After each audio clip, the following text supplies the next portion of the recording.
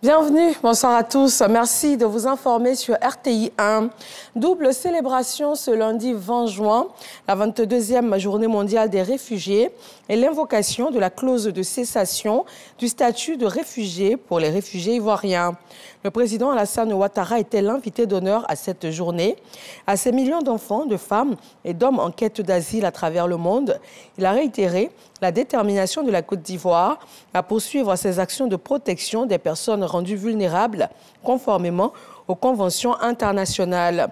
L'adoption d'un projet de loi sur le statut de réfugié et l'institution d'une procédure de détermination du statut d'apatride à travers la mise en place d'une commission nationale d'éligibilité et de recours. L'enseignement technique et la formation professionnelle démarre sa série d'examens de fin d'année sur le territoire ivoirien. 26 850 candidats affrontent à compter de ce lundi les épreuves pour l'obtention du certificat d'aptitude professionnelle CAP.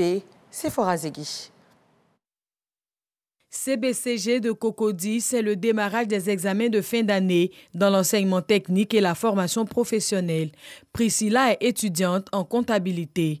Elle débute sa journée avec l'oral d'anglais. How many kinds? We have... Après son passage, c'est une jeune fille confiante que nous retrouvons. Le test que j'ai eu parlait des différentes banques. Dans l'enseignement technique et la formation professionnelle, l'oral est suivi de la pratique. Notre candidate devra revenir le lendemain pour être évaluée en comptabilité, sa matière de base. Salle informatique, ici, ce sont les candidats inscrits dans la filière transit qui sont à la tâche. Chontio exécute avec sérieux une épreuve dans un délai de 30 minutes. Pour une première journée, les examinateurs sont un peu déçus de la prestation des candidats. Le niveau est vraiment moyen. Voilà, parce qu'ils ont du mal à comprendre un peu les tests. Et là, si on ne les aide pas, si on ne les met pas vraiment, on ne leur dit pas le chemin, c'est un peu difficile. Nous laissons les transitaires pour la salle des candidats en technique administrative et bureautique. Chacune, devant son ordinateur, est chargée d'exécuter une tâche. Avant d'appliquer une taille, on sélectionne. Il s'agit ici de saisir un texte à l'ordinateur et puis d'appliquer la mise en forme. Dans ce centre, aucun cas de force majeure signalé. Nous avons 896 candidats qui passent donc à l'oral et les épreuves pratiques. On a 144 en transit-transport, 188 en secrétariat bureautique et 589 en comptabilité. Et nous avons eu tous nos interrogateurs, les procès sont en place. En tout cas, tout le dispositif marche et fonctionne correctement.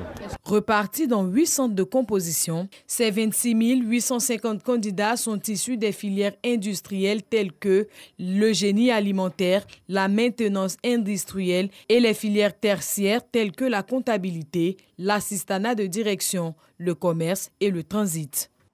Une conférence sur la problématique de la flambée des prix s'est tenue à Abidjan. La rencontre a rassemblé des économistes de renom en provenance de l'Université internationale de Côte d'Ivoire, de la Fondation pour les études et recherches en développement international de l'Université Félix Houphouët-Boigny et l'École nationale d'administration.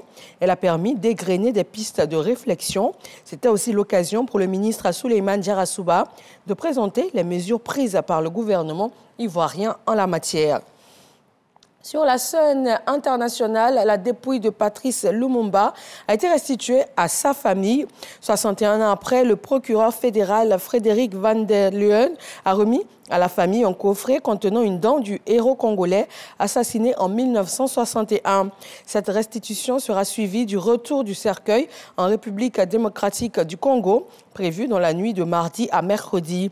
3 jours de deuil national sont prévus du 27 au 30 juin sur le sol congolais, date prévue pour la cérémonie d'inhumation à Kinshasa, jour également du 62e anniversaire de l'indépendance du pays. En France, Marine Le Pen a annoncé ce lundi qu'elle ne reprendrait pas la tête de son parti, le Rassemblement national. Elle décide de se consacrer à la présidence du futur groupe Rassemblement national à l'Assemblée nationale. Elle s'est dite surprise par le nombre de députés RN élus dimanche soir au second tour des législatives. Alors qu'elle en espérait environ 60, ils ont été 89 à être élus, un score record.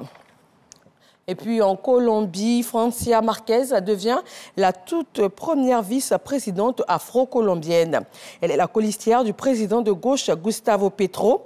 Dans un pays déchiré par les inégalités sociales, son arrivée au pouvoir est symbolique et surtout source de beaucoup d'espoir. Francia Marquez a rappelé qu'elle souhaitait lutter contre le racisme structurel et œuvrer à la réconciliation de tout le pays.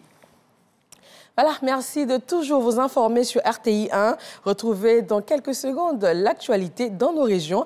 Et moi, je vous dis à tout à l'heure, 20h.